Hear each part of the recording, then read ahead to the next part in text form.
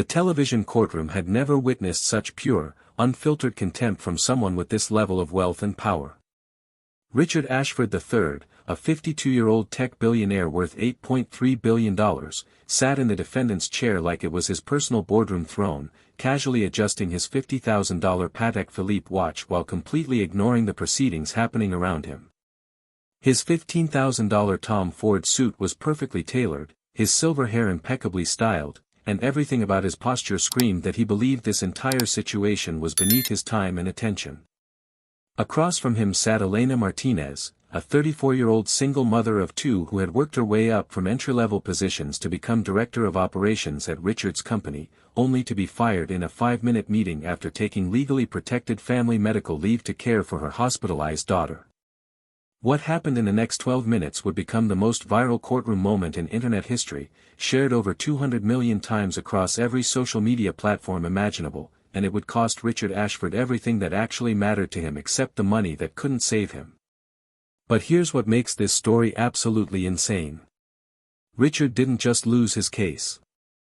He didn't just get embarrassed on national television in front of 15 million live viewers.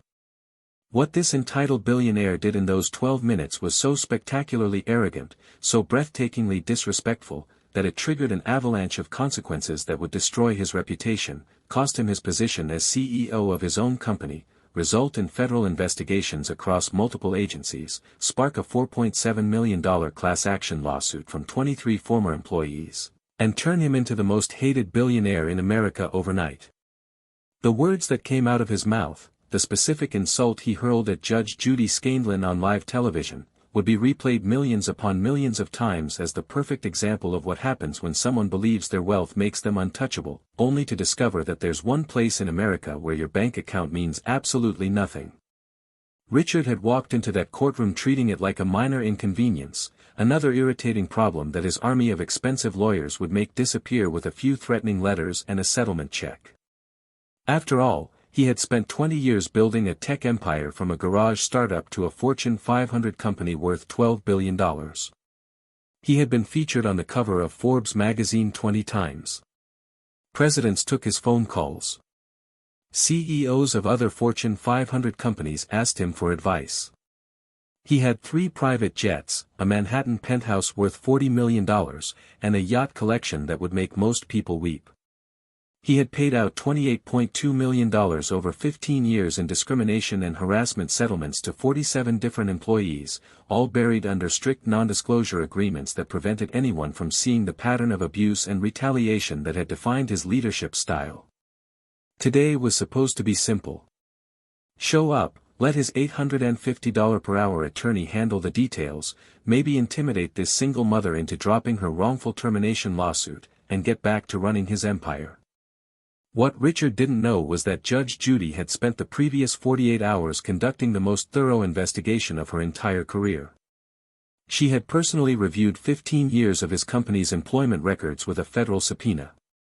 She had interviewed 12 former employees who described a workplace culture of fear, intimidation, and systematic discrimination against working mothers. She had obtained internal emails where Richard explicitly instructed his HR department to document performance issues for any woman who took maternity leave, regardless of their actual performance. She had discovered a pattern so clear, so undeniable, that it would trigger immediate federal investigations the moment she revealed it on national television. She had financial records showing that Richard had been fraudulently deducting discrimination settlements as ordinary business expenses on his corporate tax returns. She had witnessed statements from women he had called breeding cows, parasites, and baggage that should have been left at home. And she was preparing to expose every single piece of it to 15 million viewers who would spend the next week sharing clips of his destruction across every platform imaginable. Before we show you the exact moment when this billionaire called Judge Judy a bitch to her face and triggered the most devastating takedown in courtroom television history, you need to understand something absolutely critical. This isn't just entertainment. This isn't just another viral moment that people will forget next week. This is a masterclass in why wealth doesn't equal immunity, why respect matters regardless of your net worth, and why thinking your billions can buy your way out of every situation is the most dangerous delusion a person can have. Hit that like button right now if you're ready to see a billionaire learn that money can't buy respect, can't buy justice, and definitely can't buy Judge Judy. Make sure you subscribe because what Judge Judy reveals about this tech mogul's pattern of criminal workplace abuse will absolutely shock you to your core. Trust me, watching someone worth $8 billion get completely destroyed by a 78-year-old judge who gives zero damns about his fortune is the justice you need right now. To understand the magnitude of what was about to unfold in that courtroom, you need to know exactly who these people were and what brought them to this explosive confrontation. Richard Ashford III had spent his entire 52 years living in a bubble of wealth and privilege so extreme that it had completely distorted his understanding of how normal human beings interact with each other. Born into an upper-middle-class family in Silicon Valley, he had shown genuine brilliance as a software engineer in his 20s, founding TechVision Solutions at age 28 with a revolutionary approach to cloud computing and artificial intelligence integration. By age 35, his company was worth over $1 billion. By 40, he was on the Forbes billionaire list. By 50, he had built a $12 billion empire with 12,000 employees across 15 countries, and somewhere along that journey from brilliant engineer to tech titan, he had transformed into someone who genuinely believed that his wealth meant the normal rules of society no longer applied to him. Richard's personality had been shaped by 2 decades of watching every problem disappear the moment he threw money at it. Got into a fender bender? $1,000 cash made the other driver forget it happened. Restaurant messed up his order. Scream at the staff for 20 minutes, then throw $500 on the table like they should be grateful for his abuse. Employee complained about his management style. Have legal send them a settlement offer with a non-disclosure agreement attached. Business partner questioned his decisions. Bury them in litigation until they agreed to whatever terms he wanted.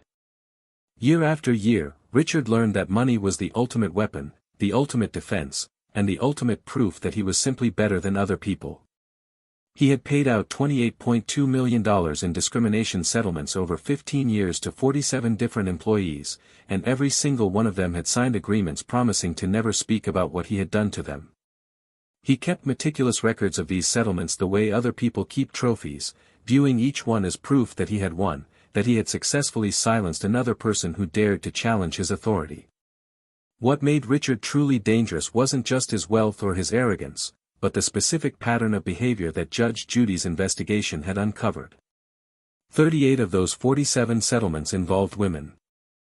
33 of those 38 involved working mothers. The pattern was so clear that it could only be deliberate and systematic. Richard had built a corporate culture where taking maternity leave was career suicide, where mentioning your children in a meeting was seen as unprofessional, where working mothers were viewed as liabilities who prioritized their personal drama over the company's success. His own emails, the ones Judge Judy had obtained through federal subpoena, contained phrases like "stop hiring women in their 30s because they just go on maternity leave and expect us to hold their jobs, and find younger ones without kids or men who won't disappear for months." He had created an environment where HR directors understood that their job wasn't to protect employees but to document performance issues that would justify firing anyone Richard wanted gone. Elena Martinez represented everything Richard despised and everything that made his worldview so toxic and illegal. At 34 years old, she was a first-generation American whose parents had immigrated from Colombia when she was 5 years old. Her father worked in construction, her mother cleaned houses, and together they had sacrificed absolutely everything to give their children opportunities they never had. Elena had worked 3 jobs while earning her MBA from a state university, graduating with honors despite the fact that she was studying at night while working full-time during the day. She had joined TechVision as a senior manager at age 29, and within 3 years, her exceptional performance and natural leadership abilities had earned her a promotion to Director of Operations, managing a team of 47 people and overseeing $50 million in annual operational budget. Her performance reviews were perfect, category after category marked exceeds expectations and outstanding leadership and critical to operations success. She had a 98% rating from HR just 3 months before Richard fired her. The nightmare that destroyed Elena's life had started small, the way these campaigns of retaliation always do. For her first 18 months at the company, Richard barely acknowledged her existence, which she had learned was actually a positive sign because it meant she wasn't on his radar as a problem. She focused on her work, delivered exceptional results, built strong relationships across departments, and genuinely believed she had found a company where her hard work and talent would be rewarded. Then her younger daughter, who was 5 years old, had a severe asthma attack that required hospitalization. Elena took 2 days of legally protected Family and Medical Leave Act leave, which was her absolute right under federal law. She had documentation, she had followed every proper procedure, she had notified her supervisor and HR in advance. When she returned to work after those 2 days, everything had changed. Richard had personally reassigned her major projects to other people.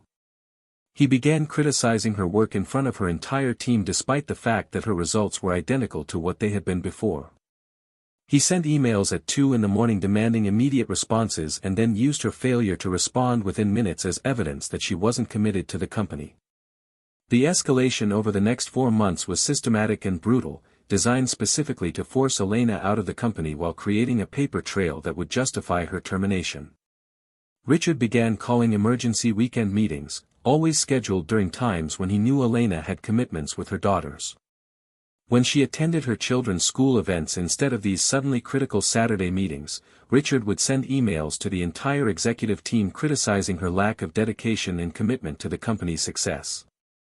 He started CCing her supervisor and HR on every minor issue, turning ordinary workplace communications into formal documentation of supposed performance problems. He publicly humiliated her in meetings, asking questions like "Are you stupid or just incompetent?" in front of colleagues who had previously respected her leadership. Other executives witnessed this treatment and said absolutely nothing because they were terrified that speaking up would make them Richard's next target. The corporate culture he had created was one of complete fear, where protecting your own job meant watching silently while he destroyed someone else's career. The breaking point came in month 5 when Elena's daughter had another asthma episode requiring emergency room treatment. Elena took 1 day of FMLA leave, properly documented and completely legal, to be with her daughter who was struggling to breathe in a hospital bed. When she returned the next day, Richard called her into his office for a 5-minute meeting that would destroy everything she had built over 5 years of exceptional service. He fired her, citing performance issues that directly contradicted every review she had ever received. He offered no severance despite her years of outstanding service. He had security escort her from the building immediately, not even allowing her to collect personal items from her desk or say goodbye to the team she had built and led. The timing was deliberate and cruel, calculated specifically so that her termination happened 2 weeks before her annual bonus of $45,000 would have been paid. Elena walked out of that building in shock, unable to process how her life had just been destroyed because she dared to take care of her sick child. The aftermath was devastating in ways that people who have never experienced sudden unemployment cannot fully understand. Elena filed for unemployment benefits and Richard's company fought the claim, forcing her into a weeks-long appeals process. She applied for dozens of jobs at her level, only to discover that Richard's team was actively badmouthing her to other companies in the industry, poisoning her reputation and ensuring she couldn't find equivalent employment. She burned through her savings in 3 months trying to keep her apartment and feed her daughters. She fell behind on rent and faced eviction. Her daughters, who were 8 and 5 years old, kept asking why mommy was home all the time and why they couldn't do activities with their friends anymore. Elena developed severe anxiety and depression, waking up at 3 in the morning with panic attacks about how she was going to provide for her children. For the first time in her adult life, she had to apply for food assistance, standing in line at a government office while fighting back tears of shame and humiliation. But Elena possessed something that Richard's previous victims hadn't, something that would ultimately lead to his destruction on national television. She possessed absolute certainty that she had done nothing wrong, that she had been fired illegally, and that staying silent would mean letting him do this to the next woman who dared to prioritize her children over his demands. She began researching employment attorneys and discovered something that changed everything. She found 8 other women who had been fired from TechVision under nearly identical circumstances, all within 6 months of taking maternity leave or FMLA time. She found patterns in online reviews from former employees describing a toxic culture where working mothers were systematically pushed out. She hired an employment attorney who agreed to work on contingency because the case was so strong. And when that attorney told her that Judge Judy's production team was specifically looking for cases involving powerful people abusing vulnerable employees, Elena saw it as divine intervention, one final chance to get justice not just for herself but for every woman Richard had destroyed. The Judge Judy courtroom buzzed with its usual electric energy as cameras rolled live, capturing what everyone assumed would be another routine employment dispute for millions of Americans to witness from their living rooms. Production assistants made their final checks, the bailiff took his position near the bench, and the audience settled into their seats, expecting the typical drama they had come to love over 25 seasons. Nobody in that room had any clue they were about to witness the most explosive confrontation in courtroom television history, a moment that would generate more social media engagement than any previous episode and fundamentally change how America viewed entitled billionaires. Richard Ashford strutted into the courtroom 30 minutes late, which was deliberate, designed to demonstrate that his time was more valuable than anyone else's and that they should all be grateful he bothered to show up at all. His chauffeur-driven Rolls-Royce had pulled up outside the courthouse with Richard emerging in his $15,000 suit, his attorney carrying a $5,000 leather briefcase, both of them radiating the kind of arrogant confidence that comes from never having faced real consequences. Judge Judy opened the proceedings with her signature no-nonsense approach, her voice cutting through the courtroom air with surgical precision. She reviewed the basic facts of the case, noting that Richard was suing Elena for $500,000 claiming she had violated a non-compete agreement and stolen proprietary information, while Elena was countersuing for wrongful termination, discrimination, and retaliation. Her first question was simple and direct. Mr. Ashford, you're claiming Ms. Martinez stole proprietary information from your company. Tell me specifically what she stole. Richard's response was immediate and dripping with condescension, a dismissive wave of his hand accompanying his words. Your Honor, this is very simple. Ms. Martinez was terminated for cause, and now she's trying to extort my company. I have a $12 billion enterprise to run, and frankly, this entire situation is beneath my time. He used air quotes around the word cause, his tone making it clear that he viewed this entire proceeding as an irritating waste of his valuable attention. Judge Judy's eyes narrowed slightly, the first warning sign that experienced viewers recognized as trouble brewing beneath her controlled exterior. The interrogation intensified as Judge Judy pressed Richard for specifics, asking him to name even one document or piece of information that Elena had supposedly stolen. Richard grew increasingly irritated, sighing dramatically and checking his phone despite the bailiff's earlier instruction to put it away. With all due respect, I have 12,000 employees. I don't memorize every file that gets mishandled. That's why I have attorneys who handle these details. When Elena presented her evidence, showing her exemplary 5-year performance record with reviews that consistently rated her as exceeds expectations and outstanding leadership, Richard rolled his eyes so dramatically that the cameras captured every degree of rotation. When Elena's voice cracked as she described her daughter's hospitalization and how she had simply taken legal medical leave to be with her child, Richard actually smirked, leaning over to whisper something to his attorney that made them both chuckle. The audience's collective gasp was audible, and Judge Judy's expression hardened into something that regular viewers knew meant someone was about to be absolutely destroyed. Then came the moment that would break the internet and cost Richard Ashford everything that actually mattered. Judge Judy asked him directly about his company's pattern of firing women who took family leave, presenting him with statistics showing that 38 of his 47 discrimination settlements involved working mothers. Richard's response revealed the depth of his contempt and the toxic worldview that had governed his leadership for 2 decades. Pattern? These people couldn't handle the pressure. Tech isn't for everyone. If someone can't deliver because they're too busy with their personal drama, they're out. That's business, not discrimination. Judge Judy leaned forward, her voice dropping to that dangerous tone that had made seasoned attorneys break out in cold sweats. Mr. Ashford, are you aware that what you're describing is illegal employment discrimination under federal law? Richard's face flushed red with anger at being challenged, at being questioned, at being treated like someone who had to follow the same rules as everyone else. He stood up without permission, his finger pointing directly at Judge Judy as the words began pouring out in a torrent of entitled rage. "You know what? I've had enough of this nonsense. I came here thinking this was a real court, but it's just a television show. You want to lecture me about respect? About equality?" His voice was rising now, getting louder with each sentence, his face turning a deeper shade of red as 20 years of never being told no came flooding out. "I employ 12,000 people. My company is worth $12 billion. Billion. With a B. I pay more in taxes in 1 year than you've made in your entire career. I fund hospitals, universities, charities. Presidents take my calls. CEOs ask for my advice." He took 3 steps toward the bench, his attorney frantically trying to pull him back, whispering urgent warnings that Richard completely ignored in his fury. "So you can sit there in your little TV judge costume and pretend you're important, but here's reality, sweetheart." The word sweetheart dripped with such venomous condescension that several audience members actually gasped aloud. "I can buy you, your show, and this entire building with pocket change. So why don't you sit down, shut up, and let the adults handle this, you bitch." The silence that followed was unlike anything that Courtroom had ever experienced.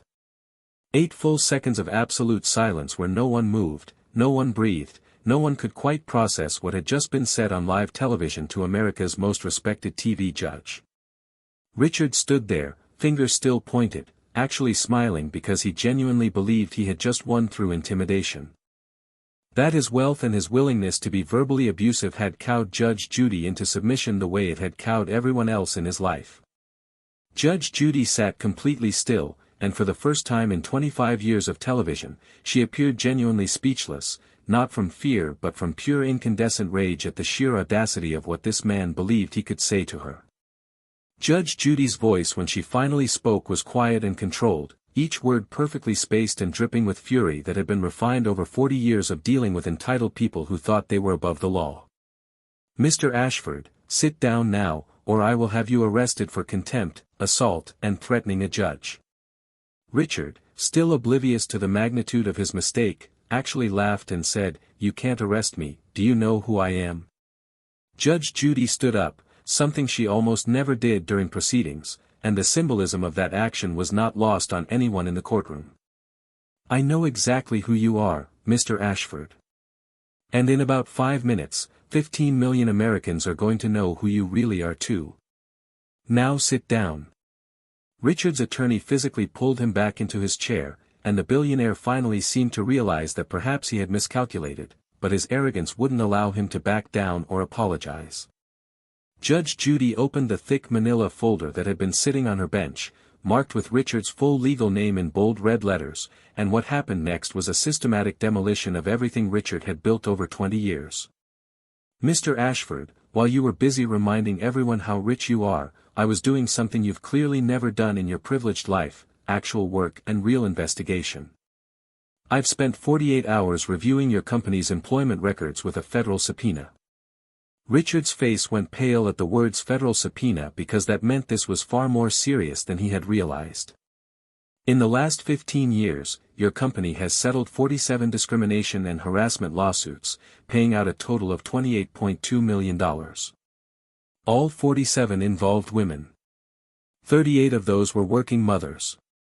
All were settled with non-disclosure agreements so no one could see the pattern, until now." Judge Judy began reading his own emails aloud, emails where he explicitly told his HR director to stop hiring women in their 30s because they go on maternity leave, where he ordered them to fire that Martinez woman and document performance issues regardless of her actual stellar performance, where he called working mothers parasites and breeding cows and baggage that should be left at home. The courtroom erupted in gasps with each revelation. Elena was crying, and Richard was visibly sweating as his carefully hidden pattern of abuse was exposed to millions of viewers. But Judge Judy wasn't finished destroying him. She revealed that he had been fraudulently deducting these discrimination settlements as ordinary business expenses on his corporate taxes, which was tax fraud that the IRS would be very interested in investigating. She presented testimony from 12 former employees, all willing to testify under oath about his abuse, all now freed from their non-disclosure agreements because those agreements had been made to cover up criminal activity. She held up Elena's performance review from 3 months before he fired her, showing category after category of exceeds expectations and a 98% rating from his own HR department, proving that his claims of performance issues were completely fabricated. The evidence was overwhelming, undeniable, and absolutely devastating. Richard tried to interrupt, to make excuses, to claim things were being taken out of context, but Judge Judy cut him off every single time with the authority of someone who had crushed manipulative liars for 4 decades. Judge Judy's ruling was swift and historically brutal. I find in favor of Ms. Martinez on all counts. Mr. Ashford, you will pay her $185,000 in back pay, $45,000 for the bonus you deliberately withheld, and $200,000 in emotional distress damages.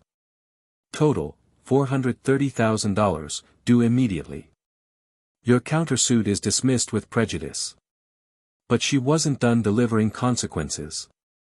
She announced that she was forwarding her complete findings to the Equal Employment Opportunity Commission for pattern discrimination, to the Department of Labor for FMLA violations, to the Internal Revenue Service for fraudulent tax deductions, to the Securities and Exchange Commission because his board needed to know about this, and to the New York State Attorney General for criminal workplace harassment.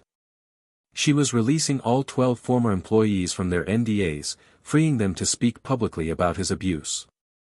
She held him in contempt of court for $50,000 for his outburst and ordered him to complete 40 hours of workplace sensitivity training personally, not someone he paid to do it for him. Her final words echoed through the silent courtroom with devastating finality: "You walked into my courtroom thinking your billions made you untouchable. But there's one place in America where your money means nothing, where a single mother from Queens has exactly the same rights as a tech billionaire, and that's right here in a court of law. You can't buy justice, Mr. Ashford. You can't buy human decency. And you certainly can't buy me. Case dismissed.